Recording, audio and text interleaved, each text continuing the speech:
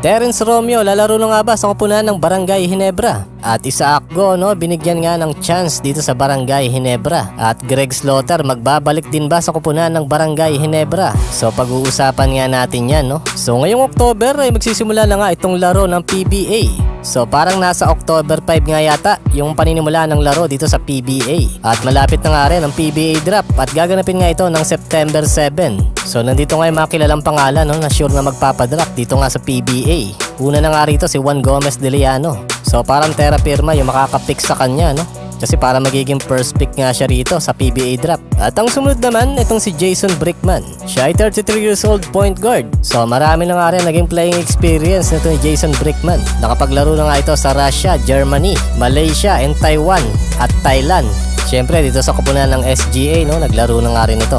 So maganda nga yung shooting percentage nito ni Jason Brickman. Kaya swerte yung makakapick sa kanya. Siguro magiging second pick ito sa PBA draft. So parang Phoenix yata yung makakapick dito kay Jason Brickman dahil sila yung second pick dito nga sa PBA draft. Yun nga lang parang nagdadalawang isip din itong Phoenix dahil nga papasok din ito si Jiu Chu dito nga sa PBA draft dahil sure na nga ito. Si Jiu Chu kasi yung kaisa-isang matangkad na magpapadrap ngayon Ang average height nga ito ni Jiu Chu ay 6'10" Lumalaro nga ito ng sentro at forward. So batang bata pa itong si Jiu Chu. May edad pa nga lang itong 24 years old.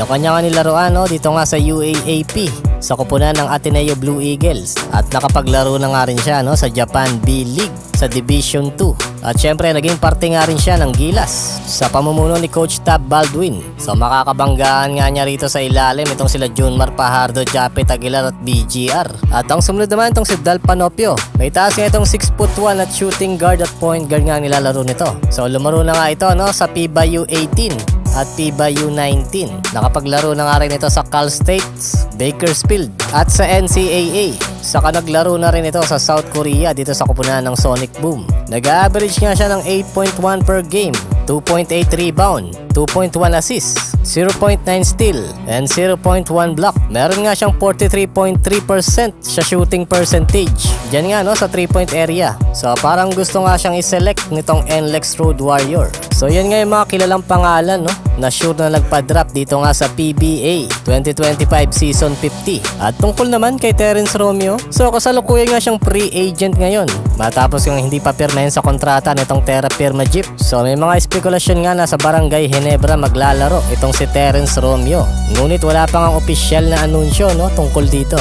So ayon nga sa mga ulat itong si Coach Tim nga ay bukas nga sa posibilidad na kunin niya itong si Terence Romeo. So marami nga ang fans ng Barangay Ginebra na gusto itong si Terence Romeo para dito sa Barangay Ginebra. So malaki talaga yung posibilidad na maglaro nga ito si Terence Romeo para dito sa Barangay Ginebra. Makikita nga natin yan pagdating ng October.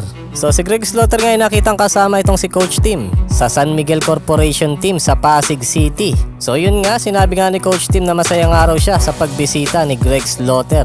Siguro meron nga sila mga konting pinag-usapan na hindi nga natin alam. Maski man ako, hindi ko rin alam yun. So sa kasalukuyan ng rights ni Greg Slaughter ay nandito nga sa Northport, Batang Pier. Kaya kung sakaling gusto nilang kunin itong si Greg Slaughter, so mag-uusap muna yung dalawang team na yan, ang Barangay Ginebra at ang Northport, Batang Pier. Siguro merong trade na mangyayari kung sakali. So kasalukuyan nga ay naglalaro nga itong si Greg dito nga sa MPBL. So hindi na nga rin tayo magugulat kung sakaling isang araw nandito na nga sa Barangay Ginebra itong si Greg Slaughter.